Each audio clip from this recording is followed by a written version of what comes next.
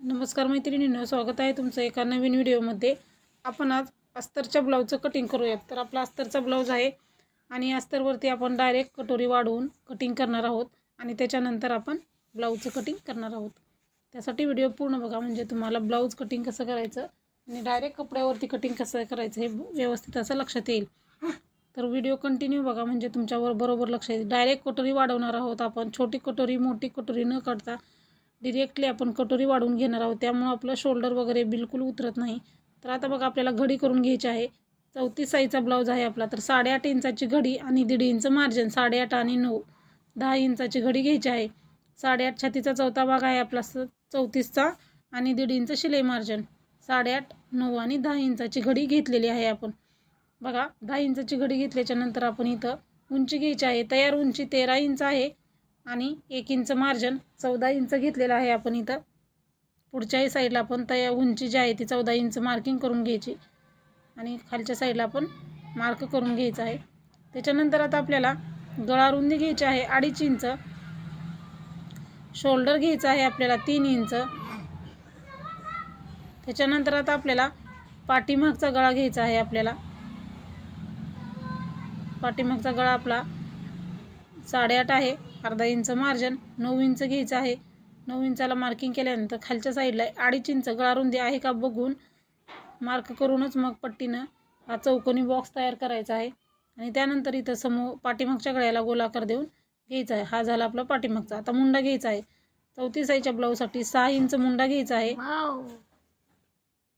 वरती 3 inch shoulder, तर खालच्याही साईडला 3 इंच शोल्डर आहे का बघूनच मगच मार्किंग करायचं आहे आपल्याला। आता आपल्याला पुढच्याही बाजूला बरोबर 6 इंच मुंडा घ्यायचा आणि हे मार्क करून घ्यायचं आहे। आता बघा, आपल्याला मुंड्याचे आकार द्यायचे आहेत। मुंड्याचा पाठीमागचाच एकच आकार द्यायचा, 1.5 इंचाचा आपल्याला। समोरचा मुंडा आपण समोरच्या पार्टमध्ये घेऊयात। 8.5 इंच छातीचा चौथा भागाला आपण मार्किंग केलं आणि 1.5 इंच मार्जिन, हे तुमच्या लक्षात येण्यासाठी अगोदरच आपण घडी घातलेली, पण परत एकदा तुमच्या लक्षात यावं त्यासाठी हे मार्किंग केलेलं आहे। आता आपल्याला पाठीमागचा टक्स घ्यायचा आहे। पाठीमागचा टक्स आपल्याला 4 इंचाचा घ्यायचा आहे आणि वरती 3.5 इंच घेणार आहोत। त्यानंतर आपल्याला दोन्ही साईडला अर्धा इंच घेऊन हा पाठीमागचा टक्स घ्यायचा आहे। तर हे झालेलं आहे आपलं पाठीमागच्या भागाचं परफेक्ट असं कटिंग।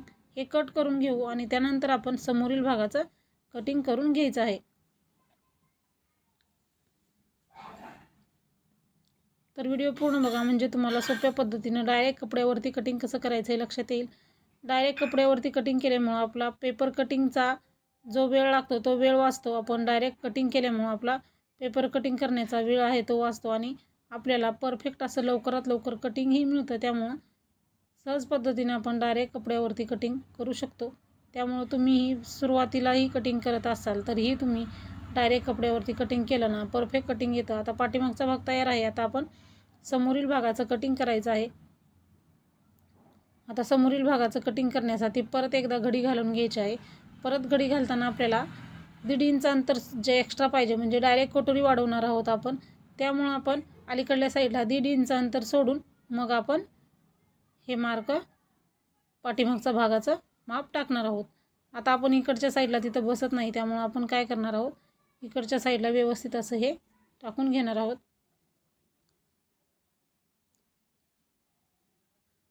तर आपल्याला ह्यामध्येच बाही कटिंग करायची आहे, त्याच्यानंतर पूर्ण कटिंग करायचं आहे आणि लॉंग बाही आहे, त्यामुळं आपण कपडा जसा ॲडजस्ट होईल त्याच पद्धतीनं आपण इथं कटिंग करायचं आहे। तर बघू शकता मी डबल घडी घातलेली आहे आणि अलीकडल्या साईडला 1.5 इंच अंतर सोडलेलं आहे। 1.5 इंच अंतर सोडून त्याच्या पुढे आपण हे पाठीमागच्या भागाचं कटिंग ठेवलेलं आहे आणि जसं आहे तसं पाठीमागचा भाग आपण मार्किंग करून घ्यायचा। 1.5 इंच आपल्याला अलीकड सोडायचं आणि त्याच्यानंतर आपल्याला हे पाठीमागचा पार्ट ठेवून कट करायचा आहे। बघू शकता 1.5 इंच अंतर सोडून घेतलेलं आहे आणि त्याच्यानंतर आपण ते मार्किंग केलेलं आहे। आता पाठीमागचा मुंडा 1.5 इंचाचा आहे, गळारुंदीला मार्क केलेला आहे, पाठीमागचा भाग काढून घेतला। आता बघा 1.5 इंच अंतर सोडलेलं आहे, त्याच्या पुढं आपल्याला हे माप टाकायचं आहे गळारुंदीचं, शोल्डरचं आणि मुंड्याचं। सुरुवातीला आपण मुंड्याचं मार्किंग करूया। 6 इंच मुंडा आणि 2.5 इंच गळारुंदी घेतलेली आहे आपण, 3 इंच आपलं शोल्डर आहे।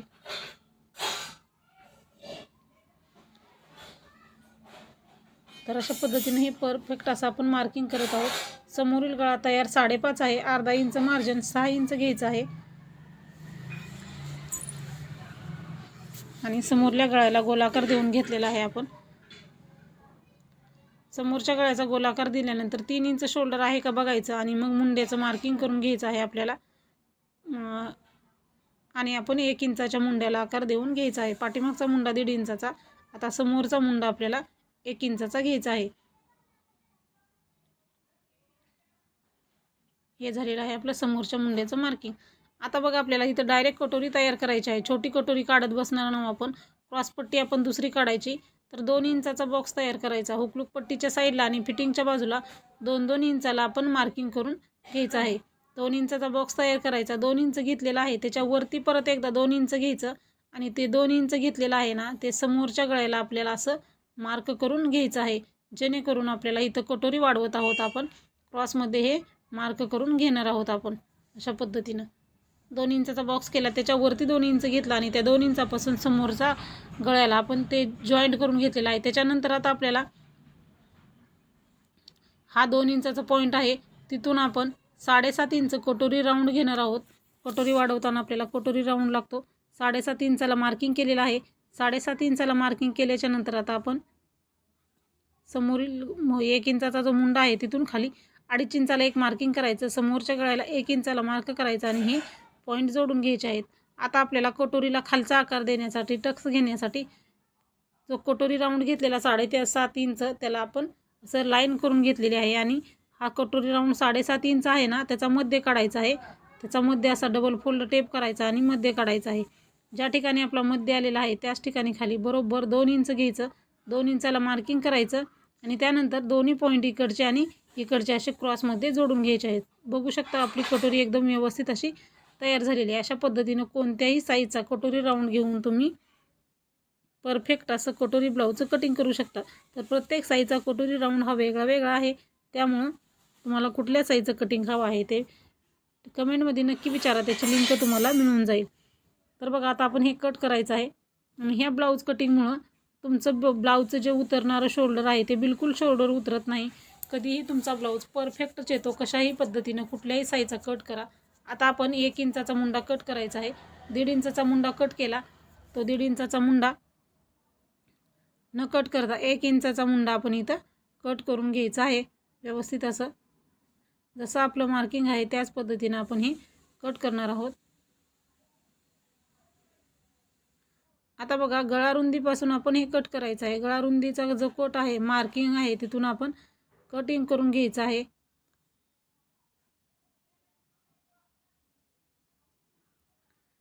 आणि जे क्रॉस मार्क केलेलं आपण तेही क्रॉस मार्किंग कट करून घ्यायचं आहे.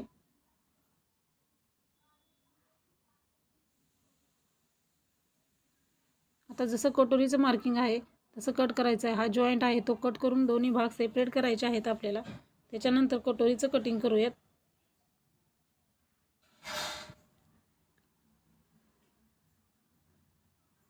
आता बघा आपलं व्यवस्थित असं समोरच्या भागाचं कटिंग झालेलं आहे. बघू शकता आपली साईड पट्टी आणि कटोरी व्यवस्थित तयार झालेली आहे. अशा पद्धतीने कुठल्याही साईजच्या कट केलं ना परफेक्ट येतं. आता इकडचं टोक पलीकडच्या टोकावरती ठेवायचं आणि कमीजात जो भाग झालेला असेल तो कट करून घ्यायचा. म्हणजे कटोरी जॉईंट करताना आपल्याला आणि कटोरी टक्स घेताना प्रॉब्लेम येत नाही. त्यामुळे हे असं आपण कट करून घ्यायचं आहे. तर आपलं हे समोरच्या भागाचं कटिंग झालेलं आहे. आता आपण पाठीमागच्या भागाचं पण कट करून घेतलेलं आहे. आता आपण बाहीचं कटिंग करून घेऊयात. परफेक्ट असं कटिंग झालेलं आहे पाठीमागचं समोरचं. आता आपण बाहीचं कटिंग करून घेऊयात.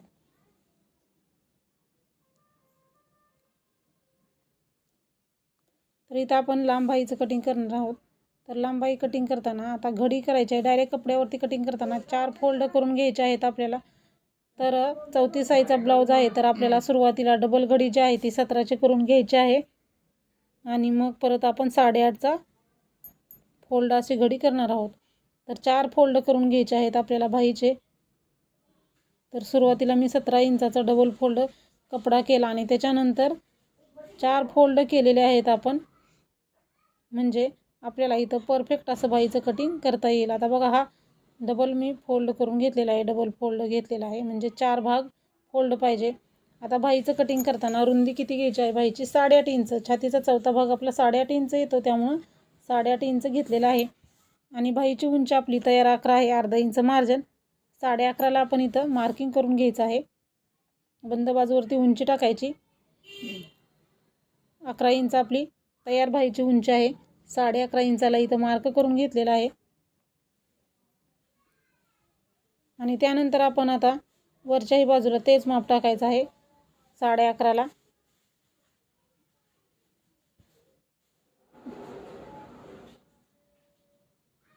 आणि तो बॉक्स तयार करून घ्यायचा आहे.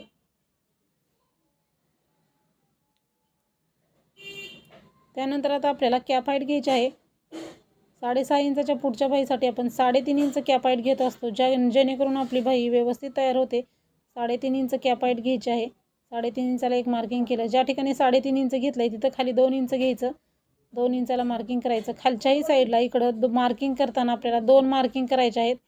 1 इंचाला एक आणि 2 इंचाला एक. त्यानंतर आता आपल्याला सुरुवातीला पहिला आकार देण्यासाठी पाठीमागच्या बाहीचा आकार देण्यासाठी 1-2 इंचाचा जो पॉईंट आहे तिथून आपल्याला त्या पॉईंटला जॉईंट करून घ्यायचं आहे अशा पद्धतीनं. आणि त्यानंतर दुसऱ्या मुंड्याला समोरील मुंड्याला आकार देण्यासाठी बाहीच्या आपल्याला 2 इंचापासून 2.5 इंचाला एक मार्किंग करायचं. खाली अर्धा इंच घ्यायचं आणि 1 इंचापासून सुरुवात करून ते तिन्ही पॉईंट आपल्याला जॉईंट करून घ्यायचे आहेत. अशा पद्धतीने बघा बाहीचं परफेक्ट असं कटिंग करायचे. बाहीचे आकार जे आहेत ते असे आले पाहिजे, जेणेकरून आपली बाही कुठंही घोळ वगैरे पडत नाही. परफेक्ट बाही येते. चुन्ना पडतात बऱ्याच जणीच्या, त्या चुन्ना पडणार नाहीत. आता आपल्याला इकडं दंडगेर घ्यायचा आहे. दंडगेर 6 इंच आणि 1.5 इंच शिलाई मार्जिन. आणि आपल्याला हे असं मार्क करून घ्यायचं आहे. हा आपलं शिलाई मार्जिन आहे. दंडगेर प्लस शिलाई मार्जिन आहे. असं क्रॉस मार्किंग करून घ्यायचं. सरळ मार्किंग करायचं नाही, क्रॉस मार्किंग जसं दाखवलं आहे त्याप्रमाणे करायचं. हे आपलं बाहीतलं शिलाई मार्जिन. अशा पद्धतीनं बघू शकता आपलं परफेक्ट असं बाहीचं पण कटिंग झालेलं आहे. तर आता हे कट करून घेऊया. आता जे क्रॉस आहे ते क्रॉस कट करून घ्यायचं.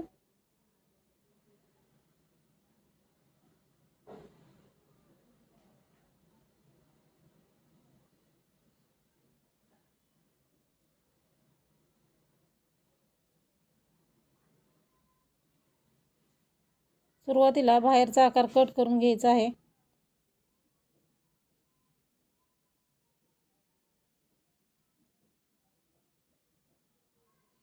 बाहेरचा आकार कट केल्यानंतर आपण बाही उकलून दुसरा आकार कट करायचा आहे. बघू शकता बाही एकदम परफेक्ट अशा आलेले आहे.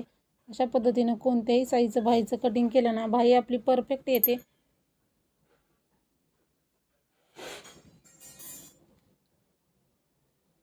आता बाही उकलून घ्यायची. डबल उकलून घेतल्यानंतर आपण जे अर्धा इंच दुसऱ्या आकार दिलेला तो आकार कट करून घ्यायचा आहे. सुरुवातीला हे आतला आकार बाहेरचा आकार कट करायचा आणि बाही उकलून घेतल्यानंतर आतला आकार कट करायचा. जे आता कट केलं ते आपण समोरच्या बाजूला आपण जॉईंट करत असतो. खोलगट भाग असतो तो समोर असतो.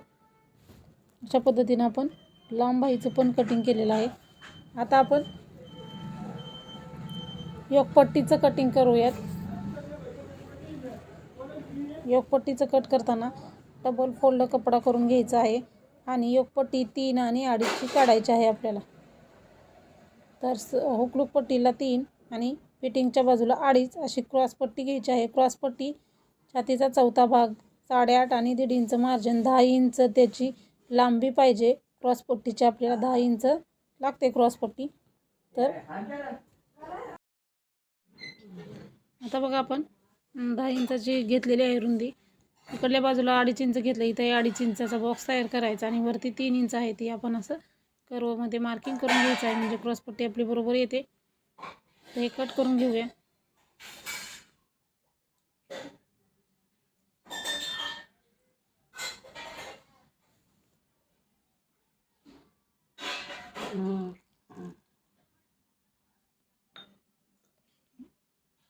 सेपरेट करायचं आहे. घडी आहे ती आपण. तर अशा पद्धतीने हे पूर्ण कटिंग झालेलं आहे आपलं. आता आपण ब्लाऊज पिसावरती ठेवून हे कट करून घेऊया.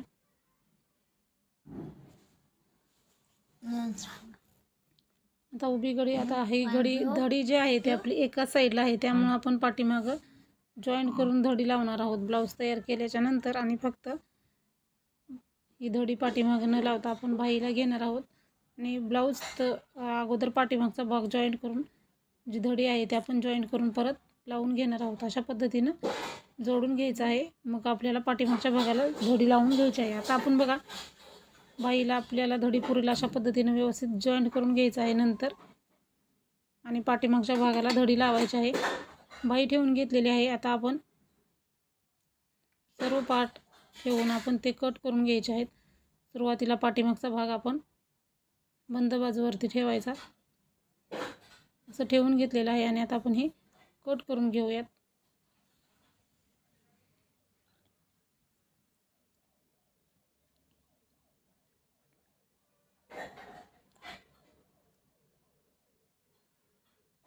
आता ही साईडची धडी आहे ती आपण जॉईन करून नंतर पाठीमागच्या साईडला जोडून घ्यायची आहे.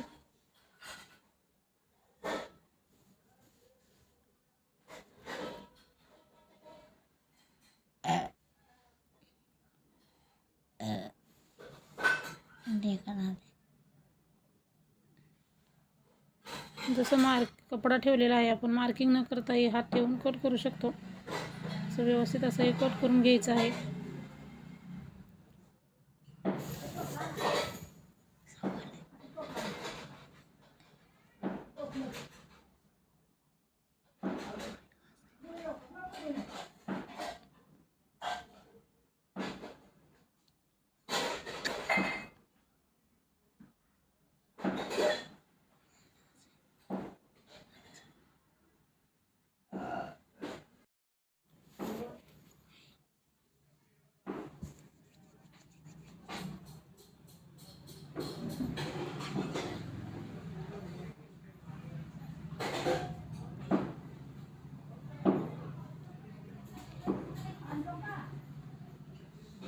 पाठीमागच्या भागाचंही कटिंग झालेलं आहे. आता आपण साईड पट्टी आणि क्रॉस पट्टीचं कटिंग करायचं आहे.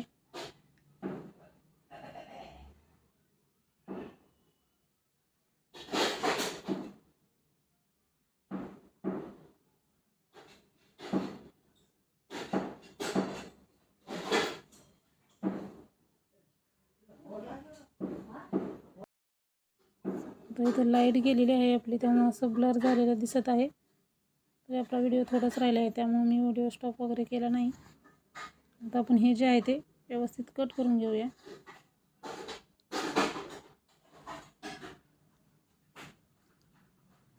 कट केलेलं आहे. आता आपण इथं क्रॉसपट्टी आहे ती व्यवस्थित कट करून घेऊया. थोडंसं क्लिअर दिसत नाही कारण लाईट गेलेली आहे. क्रॉसपट्टी व्यवस्थित ठेवून आपण कट करून घेतलेली आहे.